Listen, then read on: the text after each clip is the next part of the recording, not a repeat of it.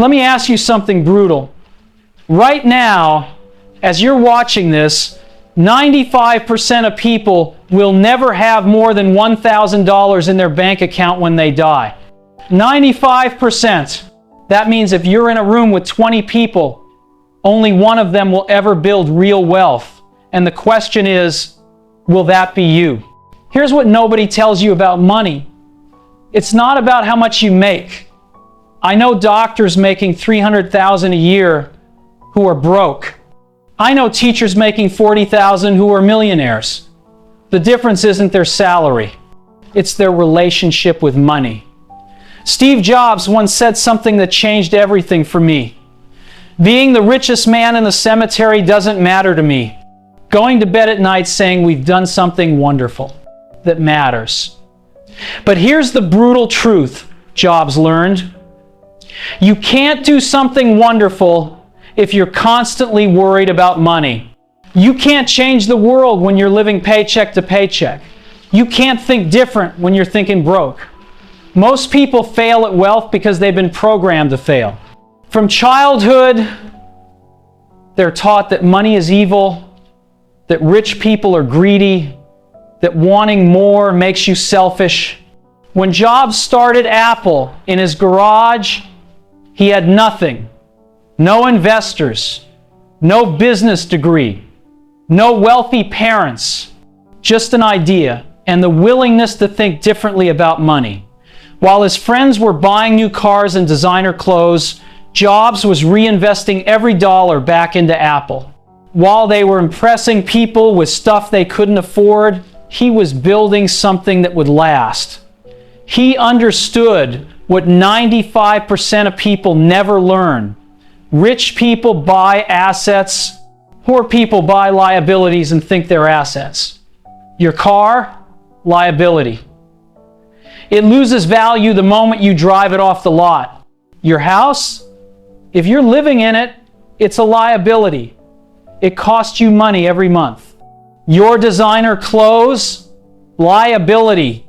They make you look rich while keeping you poor. But here's what rich people buy. Businesses, stocks, real estate that generates income. Things that put money in their pocket, not take it out. Most people never get rich because they're addicted to looking rich. They're slaves to what other people think. They buy a $50,000 car to impress people they don't even like. They rent apartments. They can't afford to maintain an image that's bankrupting them. Steve Jobs wore the same black turtleneck every day. Mark Zuckerberg wears the same gray t-shirt.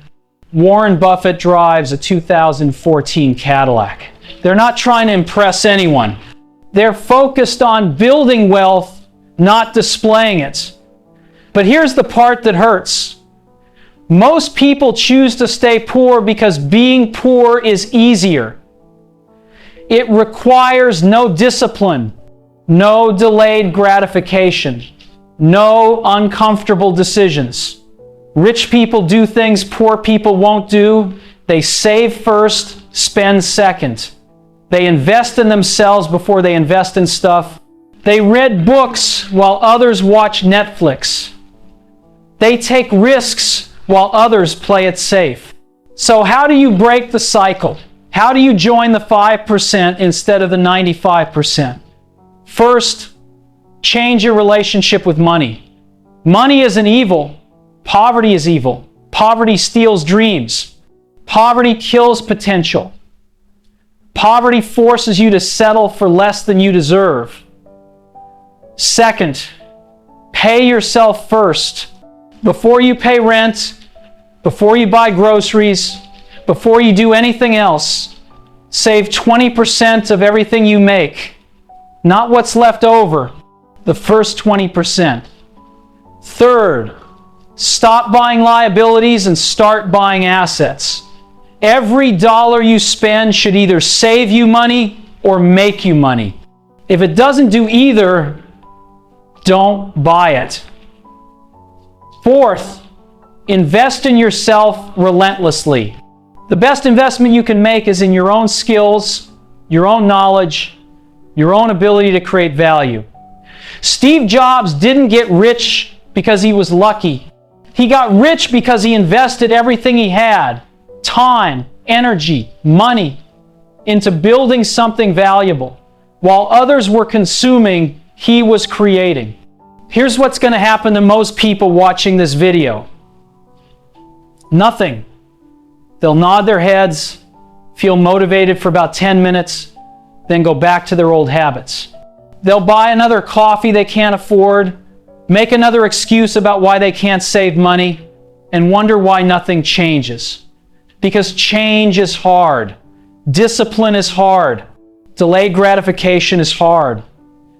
It's easier to blame the economy, blame your boss, blame the system, blame anyone except the person in the mirror. But if you want different results, you need different actions. If you want to be rich, you need to think like rich people think and do what rich people do. Rich people think long term, poor people think about today. Rich people solve problems. Poor people complain about problems. Rich people take responsibility. Poor people make excuses. So here's my challenge for you. For the next 30 days, live like you're broke. Not because you are, but because you're choosing to build wealth instead of waste it. Cancel subscriptions you don't need. Cook at home instead of ordering takeout. Walk instead of taking an Uber. Save every dollar you can and invest it in something that will grow. Track every penny. See where your money really goes. Most people have no idea they're spending $300 a month on stuff they don't need.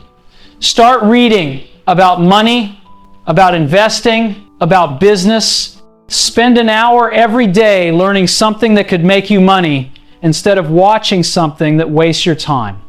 The truth is, becoming wealthy isn't complicated. It's just not easy.